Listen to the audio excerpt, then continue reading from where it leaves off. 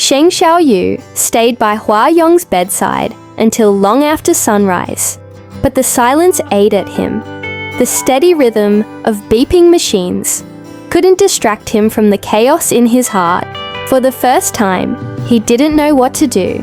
The man who once handled every business merger with absolute calm now struggled to hold himself together in front of one unconscious Omega. He clenched his jaw when the doctor entered again. Same serious face, same blame behind the words. "If you want to be a real alpha to him," the doctor said, "start by not breaking him." Sheng Shaoyou didn't respond. How could he explain that he never meant to hurt him, that Hua Yong was the only one he'd ever let close enough to matter?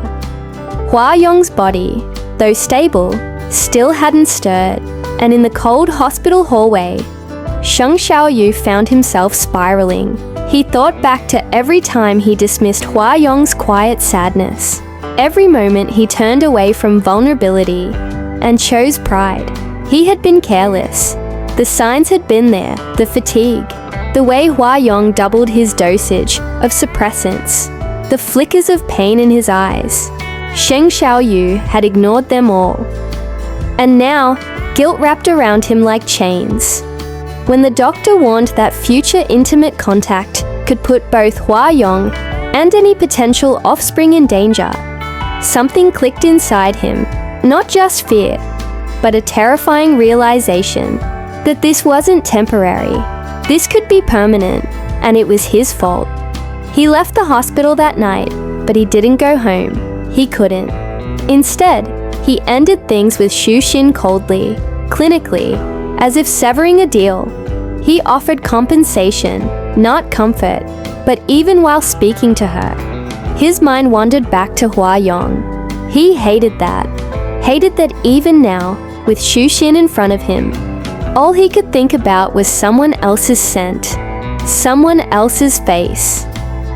The Omega he once dismissed as ordinary had somehow become the standard. No matter how many Omegas surrounded him, none of them smelled right, none of them fit, none of them were Hua Yong. His rut was coming. He could feel it building tight in his skin, aching in his bones. But he refused to let it take him back to Hua Yong's side. Not like this.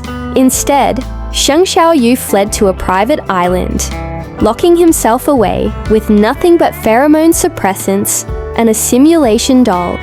He burned through the days in silence, in frustration, in shame.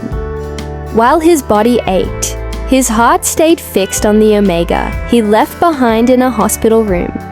It wasn't supposed to be like this. Sheng Shaoyou had always believed Omegas were replaceable companions, not necessities. But now, even when his rut clawed at him, his mind only echoed one name. Back in the hospital, Hua Yong stirred for the first time. He blinked slowly at the sterile ceiling, groggy and pale. But when he realized Sheng Shaoyou wasn't there, his eyes darkened with something unspoken: bitterness, resignation, maybe even grief. He didn't know what had happened in the days he lay unconscious. But one thing was clear: even in his absence, Sheng Shaoyou still had the power to hurt him.